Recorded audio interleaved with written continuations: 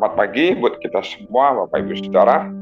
Renungan pagi hari ini saya beri judul Melekat kepada Tuhan. Hidup kita tidak selalu baik-baik saja. Kondisi kita tidak selalu seperti yang kita harapkan.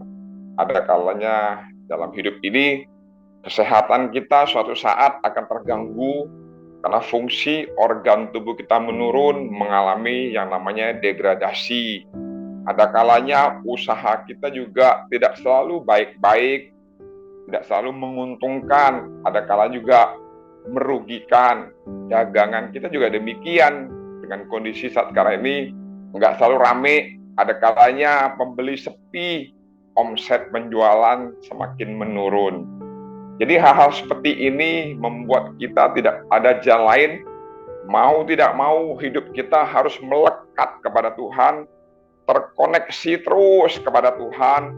Biarlah kekuatan, jalan keluar, pengharapan itu selalu ada di dalam diri kita masing-masing. Biar kita terus bisa berjalan bersama dengan Tuhan selama Tuhan izinkan, selama waktu masih ada. Pagi hari ini saya mau mengajak kita belajar dari satu tokoh Alkitab. Seorang muda yang bernama Daud, bagaimana dia bisa memenangkan segala tantangan, segala kesukaran, segala hal yang dialami dalam kehidupannya. Dan bagaimana juga Daud bisa kuat dan menang menghadapi segala kesulitan yang sedang dia hadapi di dalam perjalanan kehidupannya bersama dengan Tuhan. Saya mau mengajak kita membaca di satu kitab Mazmur 27, 4-6. Mazmur, saya membacakan kitab Mazmur pasal 27 ayat 4-6 kepada Bapak Ibu Saudara. Ayat 4, satu hal yang ini judul perikopnya, aman dalam perlindungan Tuhan. Saya loncat ke ayat 4 langsung. Ayat 4, satu hal telah kuminta kepada Tuhan, itulah yang kuingini, diam di rumah Tuhan seumur hidupku, menyaksikan kemurahan Tuhan dan menikmati bait-Nya. Sebab Ia melindungi aku dalam pondoknya pada waktu bahaya. Ia menyembunyikan aku dalam persembunyian di kemahnya. Ia mengangkat aku ke atas gunung batu. Ayat 6, maka sekarang tegaklah kepalaku mengatasi musuhku sekeliling aku. Dalam kemahnya aku mau mempersembahkan korban dengan sorak-sorai. Aku mau menyanyi dan bermazmur bagi Tuhan. Jadi bagaimana Daud kuat dan menang menghadapi kesulitan yang sedang dihadapi? Kunci yang pertama adalah kecintaan Daud akan rumah Tuhan. Kunci yang pertama adalah kecintaan Daud akan rumah Tuhan.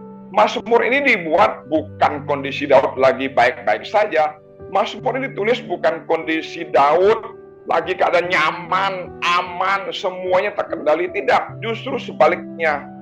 Mazmur ini ditulis oleh Daud pada waktu dia mengalami kesulitan di ayat 6. Maka sekarang tegaklah kepalaku mengatasi musuhku sekeliling aku. Jadi bayangkan ya, Daud itu mengalami musuhnya itu di sekelilingnya. Bukan hanya di hadapannya saja, tapi di sekelilingnya. Bayangkan, berarti dalam kata lain, Daud tuh hidupnya tuh selalu di ujung tanduk. Kematian tuh selalu dekat dalam kehidupannya. Sepertinya nggak ada lagi ruang untuk dia tuh mencari rasa aman. Tidak, jadi ayat itu digambar seperti itu. Tapi yang menarik, sikap hati Daud itu di ayat kuncinya ada di ayat 4. Satu hal yang telah aku minta kepada Tuhan, itulah yang kuingini, diam di rumah Tuhan seumur hidupku, menyaksikan kemurahan Tuhan dan menikmati bait-Nya. Jadi kuncinya Daud itu merasa aman dan kuat dalam menghadapi tantangan. Satu hal yang dia minta, satu hal. Daud nggak minta banyak, Daud nggak pernah minta kekayaan, Daud tidak minta kehormatan, Daud tidak minta kenyamanan dan lain sebagainya untuk dirinya sendiri. Tapi Daud minta satu hal. Kalau orang minta satu hal, saya yakin kalau disuruh multiple choice, artinya pilihan, pasti satu pilihan itu yang paling tepat, yang paling benar. Udah nggak ada lagi yang dia minta, karena itu yang paling tepat, itu yang paling benar. Tapi satu hal ini bicara soal apa? Sesuatu hal yang penting, suatu hal yang menjadi skala prioritas dalam kehidupan Daud, juga dalam kehidupan kita yang kita mau pelajari. Jadi satu hal itu bicara menempatkan Tuhan di atas segalanya. Daud tahu persis kalau bukan karena Tuhan yang meluputkan dia dalam banyak hal yang dihadapi, rasanya dia nggak bisa bertahan sampai hari itu. Jadi Daud jadi dengan kata lain, Daud menempatkan Tuhan di atas segalanya menjadi prioritas, jadi hal yang penting. Artinya, kalau Daud dapat Tuhan, jadi Daud menginginkan Tuhan, dia mendapatkannya, yang namanya Tuhan, dia inginkan dan didapatkan. Jadi dengan kata lain, kalau Daud mendapatkan Tuhan, demikian juga kalau kita mendapatkan Tuhan, berarti Daud mendapatkan segalanya. Kita pun kalau mendapatkan Tuhan, kita pun akan mendapatkan segalanya. Karena kita adalah pemilik. Tuhan itu berdoa atas hidup kita. Kita adalah pemiliknya Tuhan. Berarti dapat Tuhan, dapat segalanya. Jadi itu yang menjadi kuat kecintaan Daud akan rumah Tuhan. Dia mendapatkan Tuhan di rumahnya Tuhan. Mungkin Bapak Ibu, dalam dunia perkuncian kita sering mendengar yang namanya master key. Master key ini adalah satu kunci untuk semua pintu. Kalau ada sebuah intermezzo di dalam sebuah intermezzo di dalam undangan seperti itu ya, selalu yang menjadi pertanyaan, siapa di antara Bapak Ibu saudara undangan yang membawa lebih dari satu kunci? Biasanya yang bawa kunci yang banyak itu yang menang, yang satu kunci udah pasti kalah. Jadi orang tuh bangga kalau dipegang banyak kunci. Coba Bapak Ibu bayangkan kalau kunci itu banyak, merepotkan sekali sampai bergerenjot seperti rambutan gitu. Jadi kalau banyak kunci itu, buka kunci satu, kunci pagar satu kunci. Belum lagi buka garasi ada 3 gembok, 3 kunci.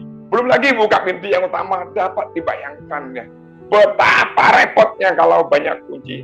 Tapi kalau kita punya satu kunci yang namanya master key, satu kunci itu berfungsi semua pintu, semua gembok dapat dibukakan. Artinya satu kunci, semua pintu-pintu yang ada di rumah, semua terbuka hanya menggunakan satu kunci.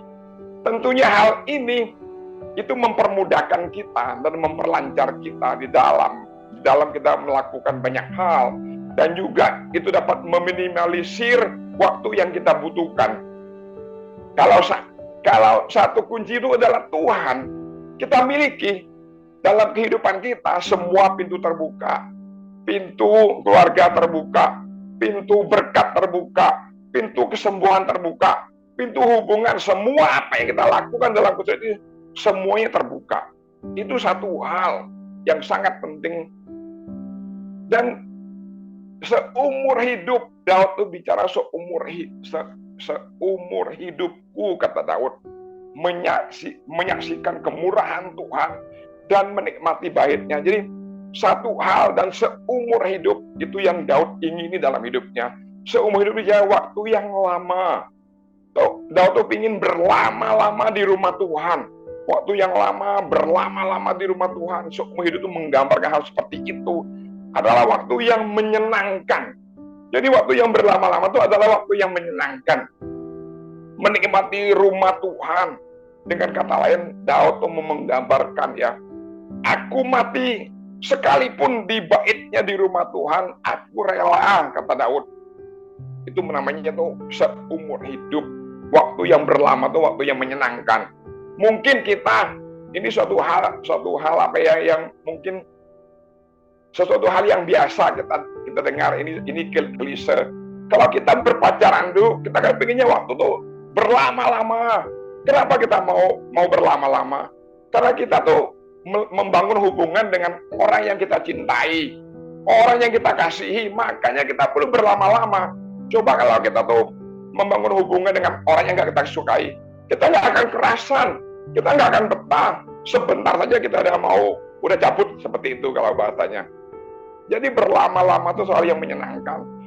Kalau ibu-ibu suka ke mall, atau mak-mak suka ke mall, waktu yang menyedihkan itu adalah pukul 9. Kenapa?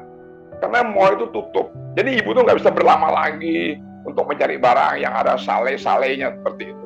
Jadi itu waktu jam 9, jam 10 mungkin sekarang. Itu waktu yang menyedihkan karena dia nggak bisa berlama-lama. Jadi waktu yang berlama-lama itu adalah waktu yang menyenangkan.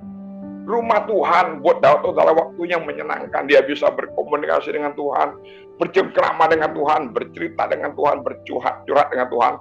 Itulah yang menjadi kekuatan dalam hidupnya. Jadi kunci menikmati Tuhan tuh seperti kita ya. Kunci menikmati Tuhan itu jawabannya tuh seperti kita suka kuliner. Sebenarnya kenikmatan sebuah makanan itu ya bukan karena chefnya hebat, bukan makanannya berkualitas, bukan makanannya mahal, enak dan lain sebagainya. Itu benar, tapi nggak mutlak. Kunci kenikmatan adalah seberapa Anda lapar. Jadi kunci menikmati itu seberapa Anda lapar. Kalau Anda lapar, makan apapun enak, mau tempe, mau tahu, mau nasi kucing sekalipun yang dimakan kucing, kita tetap merasa enak. Karena kita tuh lapar gitu. Jadi bukan hanya bicara soal enak, itu nggak mutlak, tapi lapar itulah yang membuat kita tuh menikmati. Jadi Daud tuh memiliki hati yang haus dan lapar akan Tuhan, maka Daud itu dijuluki man of worship. Makanya lagu-lagu pujian kita tuh sering lagu-lagunya dari Mazmurnya Daud gitu, yang menginspirasi kita semua. Daud adalah man of worship. Jadi kalau Anda suka all you can eat, makan buffet kalau di sebuah hotel yang mewah lah katakan seperti itu, semua Anda, Bapak Ibu boleh makan yang tersedia, yang tersaji di situ, kecuali bangku meja, bangku kursi yang kita nggak makan. Semua kita makan. Kita paling makan yang paling enak-enak, semua kita makan dengan jumlah banyak karena enak. Suatu saat Anda akan berhenti makan, kenapa? Anda sudah kenyang, perut Anda udah buncit, perut Anda ada sakit. Kalau Anda ada kenyang, tentunya saya yakin Anda akan berhenti makan. Kenapa? Semua yang kita makan udah kenyang, nggak ada lagi yang membuat kita nikmat. Karena kenikmatan udah hilang, karena kenyangnya itu, kenikmatan kita jadi hilang. Jadi sekali lagi, kalau kita sendiri udah kenyang dengan hal-hal mungkin yang nggak membangun dalam diri kita nggak akan lagi merasa lapar dan haus akan Tuhan. Itu yang membatasi kita. Jadi kunci yang pertama, bagaimana kita bisa melekat kepada Tuhan. Kuncinya adalah kita kecintaan Daud akan rumah Tuhan. Poin yang banyak itu belajar Daud. Kecintaan kita akan rumah Tuhan, itu yang buat kita akan kuat untuk menghadapi segala tantangan. Poin yang kedua, bagaimana kuncinya Daud menghadapi kesulitan dan menang. Yang kedua adalah kecintaan Daud akan hadirat Tuhan. Tertulis di 2 Samuel 6. Kecintaan Daud akan hadirat Tuhan. Tertulis di 2 Samuel 6, dimulai ayat 9. Ayat ini panjang, tapi saya nggak bahas semuanya. Saya cuma hanya mencomot dan hanya saya melangkahi beberapa ayat firman Tuhan, karena saya pikir nggak semua kita bisa baca. Kalau Bapak Ibu mau membaca dan belajarnya di 2 Samuel 6 ayat 1 sampai 22, mungkin 23, boleh kalau ada sempat. Ini ada cerita yang sangat menarik. 2 Samuel 6 ayat 9 sampai 15. Ayat 9. Ayat 9 coba. Saya baca juga ayat 9 Bapak Ibu ya. 2 Samuel 6 ayat 9. Pada waktu itu Daud menjadi takut kepada Tuhan. Pada waktu itu Daud menjadi takut kepada Tuhan, lalu berkata, bagaimana tabut Tuhan itu dapat sampai kepadaku? Jadi Daud itu takut kepada Tuhan, karena kita tahu ceritanya ya, Usa itu disambar mati seketika oleh Tuhan. Karena kita tahu aturan pada waktu itu, ketentuan Tuhan itu di Bilangan 4 ayat 5, Bilangan 4 ayat 15, Bilangan 4 ayat 19 itu berkata, ketentuan Allah itu hanya yang boleh memegang tabut Allah itu adalah orang imam-imam keturunan Yahudi, keturunan Harun, dan anak-anaknya yang boleh memegang. Harus diangkat, nggak boleh dibawa pakai kereta seperti Daud. Dia salah, dibawa pakai kereta karena kepingin menyenangkan Tuhan. Tapi ketentuannya nggak boleh pakai kereta, tapi harus diangkut, harus diusung oleh Bani Kehat, nggak boleh orang lain. Itu yang menyebabkan hal seperti itu terjadi. Usa disambar dan mati seketika. Ayat 10-nya saya bacakan. Ayat 10, sebab itu Daud tidak mau memindahkan tabut Tuhan itu ke tempatnya, ke kota Daud, tetapi Daud menyimpang dan membawanya ke rumah Obed Edom, orang Gad itu. Ayat 11, 3 bulan lamanya tabut Tuhan itu tinggal di rumah Obed Edom, orang Gad itu, dan Tuhan memberkati Obed Edom dan seisi rumahnya. Inilah yang menarik buat Daud. Daud tuh bingung.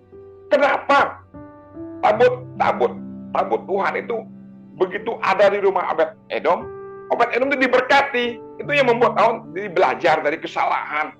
Kok sedangkan dia nggak ngalami, itu jadi belajar kesalahan selama 3 bulan itu. Ayat 12, diberitahukanlah kepada Raja Daud demikian, Tuhan memberkati seisi rumah Obed Edom dan segala yang ada padanya oleh karena tabut Allah itu. Lalu Daud pergi mengangkut tabut Allah itu dari rumah Obed Edom ke kota Daud dengan sukacita. Satu yang menarik ya, ayat 13. Apabila pengangkat tabut Tuhan itu melangkah maju 6 langkah, maka ia mengorbankan seekor lembu dan seekor anak lembu gebukan. Jadi 6 langkah. Coba Bapak Ibu akan perhatikan, kita sampai sini dulu ya, sebelum kita lanjut. 6 langkah. Ini bicara apa? Jadi Daud tuh kecintaan akan hadirat Tuhan. Tabut Allah itu bicara soal apa? Hadirat Tuhan. Tabut Allah bicara soal apa? Kehadiran Tuhan. Jadi dengan kata lain, berkat Tuhan itu dilimpahkan, dicurahkan. Jadi bagi orang Israel pada waktu itu, tabut Allah, tabut Tuhan itu hal yang penting. Kalau mereka berperang, kalau mereka nggak bawa tabut, mereka nggak mau. Karena mereka sadar, tanpa tabut Allah, mereka nggak akan mengalami namanya kemenangan. Dengan kata lain, mereka pasti kalah. Jadi tabut Allah itu bagi orang Israel itu penting sekali. Itu melambangkan kehadiran Allah, pembelaan Allah, penyertaan Allah, dan itu melambangkan keikutsertaan Allah dalam peperangan pada waktu itu, peperangan dalam kehidupan kita. Jadi 6 langkah bicara apa? 6 langkah itu 6 langkah itu mengorbankan, akan ada korban yang nama seekor lembu dan seekor anak lembu gebukan. Coba Bapak Ibu kita semua bayangkan betapa merepotnya 6 langkah ada korban bakaran. Yang jadi pertanyaan, sampai kapan Daud itu nyampe yang namanya kota Yerusalem? Bayangkan, itu kan lumayan jauh perjalanannya ya. Sampai kapan pertanyaan sampainya? Tiap 6 langkah ada korban, 6 langkah ada korban. Sampai kapan sampai ke kota Daud yang namanya kota Yerusalem? Dengan kata di sini apa ya? Daud tahu hadirat Tuhan itu suatu hal yang penting dalam hidupnya. Mungkin bagi kita ya, mungkin pertanyaan iseng, Daud repot amat ya, Tuhan repot amat ya, kenapa gini-gini amat? Mungkin kita berpikir seperti itu kan, repot, kenapa sih repot amat, hanya bawa tabut aja 6 langkah harus ada korban. Kita membayangkan repot, kita dalam hidup ini kan selalu yang namanya repot tuh paling nggak mau. Repot tuh buat kita suatu hal yang kurang menarik tuh. Tapi Daud enggak, dia mau repot. Daud tuh bukan bicara soal repotnya. Bicara repot iya, tapi Daud nggak pernah punya pikiran seperti itu. Daud nggak pernah merasa itu repot, tapi Daud itu yang harus kita pelajari, dia respect. Daud nggak repot, tapi dia respect. Banyak orang dalam hidup ini nggak respect. Kalau dengar khotbah aja lama-lama di gereja, udah main handphone, kakinya udah naik turun, gestur tubuhnya udah nggak nyaman. Kita yang khotbah di depan tuh sepertinya kita udah mempersiapkan banyak hal ya. Tapi respon jemaat tuh kadang-kadang ya, mungkin juga respon kita nih, kalau mau jujur, kita udah nggak betah. Itu Daud nggak seperti itu, kita nggak respect. Jadi saya respect lah, belajarlah menghargai, menghormati firman Tuhan itu kan dipersiapkan luar biasa, nggak main-main. Jadi Daud itu bukan bicara soal repot, tapi dia respect kepada Tuhan. Kita juga harus belajar respect lah kepada Tuhan. Makanya ya, Daud itu dalam banyak kesempatan kalau kita baca kitab raja-raja, selalu Tuhan itu ya, kalau nggak suka dengan raja, tidak pernah aku dapati seperti hambaku Daud, kata Tuhan. Saking Daud suka sama Tuhan, kan jadi respect. Tuhan tidak mau memusnahkan Yehuda, karena Daud hambanya Tuhan. Ada lagi kata lain di kitab raja, hidup raja itu tidak seperti bapak leluhurnya Daud. Jadi dari beberapa pernyataan ini dapat kita simpulkan bahwa Tuhan itu ya selalu membandingkan, mencolok ukurnya adalah Daud. Karena Daud apa? Respect kepada Tuhan. Demikian juga dalam hidup ini sering ya, istri saya Yeni nih, kalau di gereja kalau ngitung uang persembahan, kadang-kadang saya ada di sampingnya, mungkin kadang-kadang ada pastor juga di sampingnya. Melihat jemaat itu memberi persembahan, uang digulung-gulung, uangnya kotor. Kalau istri saya itu, kalau di rumah itu ya, dia itu kalau mempersembahkan buat Tuhan itu, uangnya keras, uangnya tajam. Kalau kita nggak ambil hati-hati aja bisa tangan kita luka. Karena tajam kan uang tuh seperti silet yang di atas, kalau rapi, kalau keras. Makanya ibu-ibu saya yakin kalau mau jujur, paling sekak matanya biru kan kalau melihat uang itu baru, uang itu gres dari bank, apalagi nominalnya besar dan uang itu tersusun rapi. Nggak ada yang nggak suka uang seperti itu. Kalau nggak suka itu saya pastikan dia munafik itu. Kita kadang-kadang kita itu mempersembahkan kepada Tuhan itu. Kadang-kadang uang seperti itu. Mungkin ya ada beberapa orang bilang, nggak apa-apa, ini juga uang masih laku kok. Ya nilainya juga sama besar. Tapi kita nggak bicara itunya, kita bicara respectnya itu. Dan juga uang digulung-gulung persembahan itu kan susah nyusunnya itu, butuh waktu yang lama dan juga aromanya itu nggak menyenangkan gitu loh, sepertinya seperti itu. Jadi sekali lagi seperti kita juga kalau kita ulang tahun nih, pasti kita harapkan orang yang kita cintai itu memberi kado yang bungkusnya rapi, yang kertas kadonya bagus, menarik dan sebagainya. Karena kita respect sama orang yang mau kita kasihi. Padahal kertas kadonya itu kenapa kita robek-robek, kita buang-buang tong sampah, nggak ada nilainya. Tapi karena kita respect itu, kita memberi bungkusan itu yang bagus, packagingnya yang bagus. Jadi sekali lagi sebagai pelayan Tuhan pun kita harus jangan repot, harus respect. Kita menghadapi jemaat yang complicated aja, jemaat yang bikin kita pusing aja, kita tuh sepertinya tuh udah seperti nggak nyaman, sepertinya merasa terganggu. Kita nggak respect. Jadi sekali lagi kita harus respect. Jadi melekat kepada Tuhan, poin yang pertama, kecintaan Daud akan rumah Tuhan. Yang kedua, kecintaan Daud akan hadirat Tuhan. Sebagai penutup, orang kalau meninggalkan hadirat Tuhan seperti keluarga Elimelek, Naomi, pada waktu meninggalkan Bethlehem ini bicara soal rumah roti atau rumah Tuhan. Jadi keluarga Naomi, Elimelek itu bukan migrasi secara fisik ke Moab ya, tapi enggak. Tapi Bethlehem itu rumah roti, rumah Tuhan. Berarti mereka tuh meninggalkan Tuhan, keluar dari rencana Tuhan. Akibatnya apa? Mereka pulang dari Moab tidak bawa apa-apa, gagal total, gagal maning. Artinya bawa apa? Mereka meninggalkan hadirat Tuhan, meninggalkan rencana Tuhan. Akibatnya mereka pulang tidak bawa apa-apa dari Moab. Makanya kata Naomi, jangan panggil saya Naomi, panggil saya Mara, karena saya sudah gagal total. Jadi sekali lagi, orang tidak melekat kepada Tuhan, keluar dari hadirat Tuhan, keluar dari rencana Tuhan, dalam masa kesulitan, dia akan mengalami yang namanya gagal total, gagal maning. Ini berkat Tuhan bagi kita. Tuhan memberkati. Haleluya. Amin.